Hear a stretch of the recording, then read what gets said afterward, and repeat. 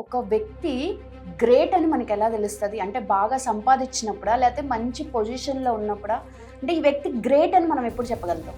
మనం అనుకుంటాం వీడు గొప్ప వాడు గొప్ప అని, కానీ నా దృష్టిలో అందరికంటే గొప్ప ఒక తల్లి మాతృమూర్తి మాత్రమే. అలాగే డబ్బు సంపాదిస్తేనే గొప్ప అన్నది కాదు, నువ్వు చేసే పని నిబద్ధతతో ఫుల్ సాటిస్ఫాక్షన్తో 100% ఎఫర్ట్ పట్టి చేస్తే నువ్వు గొప్ప. ఫర్ ఎగ్జాంపుల్ ఒక బిజినెస్ ఉందనుకోండి మేడం, ఆ బిజినెస్లో సక్సెస్ఫుల్గా ప్లస్ గ్రేట్గా ఒక పర్సన్ అవ్వాలంటే అసలు ఏం చేయాలంటారు? భగవద్గీతలో ఒక శ్లోకం ఉంది, కర్మణ్యేవాధికారస్తి మా ఫలేషు కదాచన మా కర్మ ఫల హేతుర్భు మాతే సంగోస్త్వ కర్మణి. అంటే ఏంటంటే నీ పని నువ్వు చెయ్యి, ఫలితాన్ని ఆశించొద్దు, ఫలితం నాకు వదిలే అని భగవంతుడు మనందరికీ చెప్తున్నాడు. Hi madam. Hi Ramya. 100% movie చూసారా మీరు? చూడలేదమ్మా. ఆ మూవీలో ఏంటంటే హీరోయిన్ కాకుండా ఇంకొక వ్యక్తిని గ్రేట్ అంటది. ఓకే. సో దాని మీద వాళ్ళిద్దరికి బ్రేక్ అయ్యి ఆ మూవీ మొత్తం ఆ గ్రేట్నెస్ మీద నడిచింది ఆల్మోస్ట్. అంటే ఇక్కడ నేను అడిగేది ఏంటంటే ఒక వ్యక్తి గ్రేట్ అని మనకి ఎలా తెలుస్తుంది అంటే బాగా సంపాదించినప్పుడా లేకపోతే మంచి పొజిషన్లో ఉన్నప్పుడా అంటే ఈ వ్యక్తి గ్రేట్ అని మనం ఎప్పుడు చెప్పగలుగుతాం? చాలా కరెక్ట్ క్వశ్చన్ అడిగావు. నా దృష్టిలో ప్రతి ఒక్కళ్ళు గ్రేటే. ఎవరు చేసే పని వాళ్ళు చేస్తున్నారు. ఈ సృష్టి అలా జరిగింది. మనం అనుకుంటాం వీడు గొప్ప వాడు గొప్ప అని. చాలామందిని చూస్తే ఇంట్లో తల్లిని చాలా నీచంగా చూస్తారు, కానీ నా దృష్టిలో అందరికంటే గొప్ప ఒక తల్లి మాతృమూర్తి మాత్రమే. ఆమె ఏమి ఇన్ రిటర్న్ ఎక్స్పెక్ట్ చేయకుండా పగలు రాత్రి అహర్నిశలు మన కోసం కష్టపడుతుంది. ఆమె గొప్ప కదా. కానీ వాల్యూ ఎవరు తల్లికి ఎప్పుడు వస్తుంది తెలుసా? వాల్యూ ఆమె లేనప్పుడు వస్తుంది. మా అమ్మ ఉన్నప్పుడు అలాగా, మా అమ్మ ఉన్నప్పుడు ఇలాగా ఆవిడ పేరు మీద సత్రాలు కట్టించి చారిటబుల్ ట్రస్టులు పెట్టి బిల్డింగులు కట్టించి అవన్నీ ఆమెకి తెలీదు. ఆమె లేనప్పుడు నువ్వు ఎన్ని చేసావు, ఎంత బాధపడ్డావు అన్నది అనవసరం, కానీ బ్రతికుండగా ఎలా చూసుకుంటున్నావు అన్నది ఇంపార్టెంట్.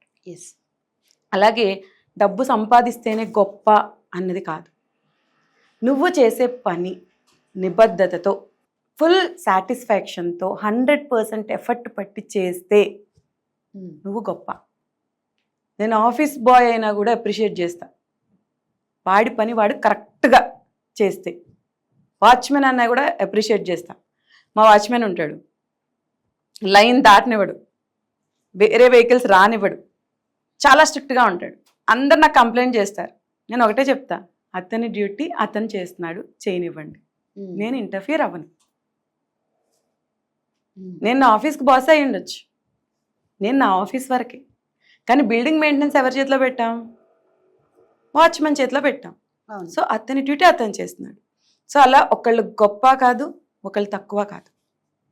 ఓకే. కానీ చాలామంది మేడం ఒక పొజిషన్కి వెళ్ళాక కింద ఉన్న వాళ్ళని బాగా చులకనగా చూస్తుంటారు. ఫర్ ఎగ్జాంపుల్ ఏదైనా ఒక కంపెనీ ఉందనుకోండి, ఆ కంపెనీలో గ్రౌండ్ లెవెల్ ఎంప్లాయీస్ని ఆ మేనేజింగ్ డైరెక్టర్ ఆర్ అదర్ అంటే మిడిల్ ఆఫ్ ది మేనేజర్స్ ఉంటారు కదా, అంటే వాళ్ళు ఏదో చిన్నప్పటి నుండి పోషించి పెంచి ఈ పొజిషన్కి తీసుకొచ్చినట్టు ఇష్టం వచ్చినట్లు కూడా మాట్లాడుతూ ఉంటారు ఎంప్లాయీస్తో. అవతల వ్యక్తి కూడా ఒక మనిషి అనేది కూడా మర్చిపోతూ ఉంటారు. అసలు వాళ్ళకి ఏం చెప్తారు మీరు? సో నువ్వు చెప్పింది కరెక్టే, కొంతమంది అలా ఉన్నారు. కానీ సో కాల్డ్ సక్సెస్ఫుల్ పీపుల్ ఎవరైతే ఉన్నారో వాళ్ళు చాలా గ్రౌండ్ లెవెల్లోనే ఉంటారు. చిన్న ఎగ్జాంపుల్, రీసెంట్గా నేను Shantha biotech founder and director Varaprasad Reddy గారిని కలిశాను. ఓకే.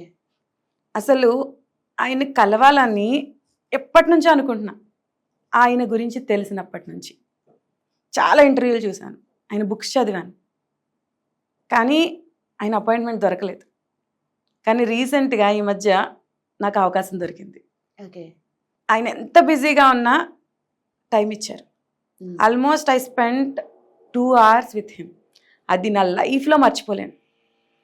ఆయన 0 ఎంప్లాయీ దగ్గర నుంచి స్టార్ట్ చేసి ఒక ఎంటర్ప్రెన్యూర్ అయ్యి అగైన్ డౌన్ఫాల్ కూడా అయ్యారట. అది ఆయనతో కూర్చొని మాట్లాడితే కానీ అర్థం కాలే. డబ్బులకు విలువిచ్చి వాళ్ళ సొంత పిల్లలే ఆయన కంపెనీని పతనం చేశారట. కానీ స్టిల్ ఆయన ఎక్కడో ఉన్నారు. ఆయనకి మన దేశంలోనే ఎంతో ప్రతిష్టాత్మకమైన పద్మభూషణ్ అవార్డు వచ్చింది. Okay. And he's very happy. ఆయన దగ్గర ఈరోజు డబ్బులు ఎంత ఉన్నాయి, ఎలా ఉన్నాయి, ఏమున్నాయి నాకు అనవసరం. కానీ being a person, being a human being, ఒక మనిషిగా ఆయన ఎక్కడో వెళ్ళిపోయారు. ఏ పర్పస్ అయితే నేను మీట్ అయ్యి ఆయన ఇన్వైట్ చేశాను, సార్ మీ కథ నా ఒక్కదానికే కాదు అందరికీ తెలియాలి. మైట్ బి మీరు ఇంటర్వ్యూలు ఇచ్చారా చూసుకోమనొచ్చు, మీరు బుక్స్ రాస్తారా చదవమనొచ్చు, కానీ లైవ్లో చెప్తే ఉన్న వాల్యూ వేరు. మీరు రండి సార్ అని రిక్వెస్ట్ చేస్తే వస్తానమ్మా, కానీ నాకు 1 గంటే టైం ఉంది, నేను ఆ గంటే వస్తాను, ఆ గంట నువ్వేం చేయమంటే అది చేస్తాను అని చెప్పి వచ్చారు. వచ్చి కరెక్ట్గా ఆయన కమిట్ అయిన 4:30కి అయితే 4:20కి హాల్లో ఉన్నారు. 4:30కి సెషన్ స్టార్ట్ చేశారు. మేమేమనుకున్నామంటే 45 minutes ఆయన చెప్తారు, తర్వాత 15 minutes ఇంటరాక్షన్ విత్ డెలిగేట్స్ అని అనుకున్నాం. సో టైం అయిపోయింది, కానీ అందరూ టైం మర్చిపోయి వింటున్నారు. యాంకర్ అనౌన్స్ చేసింది, now it is the time for question answers అని. ఓకే. కానీ డెలిగేట్స్ అందరూ ఒక్క అరుపరిచారు, ఆయన మాట్లాడి వినని, మేము ఎంత నేర్చుకోవాలి, టైం అన్నది లెక్క చేయొద్దు. జనరల్గా ఎలా ఉంటుందంటే ఎవరైనా మాట్లాడుతుంటే ఎప్పుడు వెళ్ళిపోదామా అని ఉంటుంది, ఆర్ఎల్స్ పక్కన వాళ్ళతో మాట్లాడుకుంటారు. కానీ ఆ ఒక్క సెషన్ నేను చూసింది ఏంటంటే పిన్ డ్రాప్ సైలెన్స్ అంటారు కదా, ఆయన మాట తప్ప, ఆయన మీద ఫోకస్ తప్ప వేరే ఏం లేదు. ఆయన ఎందుకు అంత గొప్ప అన్నది మాకు ఆ రోజు తెలిసింది. ఆయన నేను ఒక్కడనే కంపెనీకి యజమానిని కాదు, నా కంపెనీలో ఉన్న ప్రతి ఎంప్లాయీ యజమాని అవ్వాలి అని ప్రతి ఎంప్లాయీకి షేర్ ఇచ్చారట. ఓకే.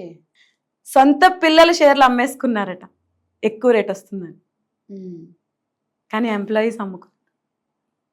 కంపెనీ యాజమాన్యం అంతా వేరే వాళ్ళు టేక్ ఓవర్ చేశారు, కానీ స్టిల్ హీఈస్ సక్సెస్ఫుల్ పర్సన్. ఆయన గొప్పవాడే. ఓకే. ఫర్ ఎగ్జాంపుల్ ఒక బిజినెస్ ఉందనుకోండి మేడం, ఆ బిజినెస్లో సక్సెస్ఫుల్గా ప్లస్ గ్రేట్గా ఒక పర్సన్ అవ్వాలంటే అసలు ఏం చేయాలంటారు? సో నేను స్పిరిచువల్గా వెళ్తున్నానని అనుకోవద్దు, నేను ఒక స్పిరిచువల్ పర్సన్. ఓకే. భగవద్గీతలో ఒక శ్లోకం ఉంది, భగవద్గీతలో ఇది చాలా చాలా ఇంపార్టెంట్ శ్లోకము. కర్మణ్యే వాధికారస్తే మా ఫలేషు కదాచన మా కర్మ ఫల హేతుర్భు మాతే సంగోస్త్వ కర్మణి.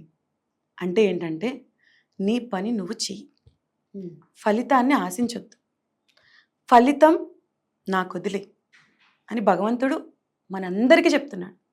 అంటే నువ్వు ఏదైతే చెయ్యాలనుకుంటున్నావో ఆ పనిని 100% ఎఫర్ట్ పెట్టి చెయ్యి, మిగిలిన రిజల్ట్ వస్తుంది.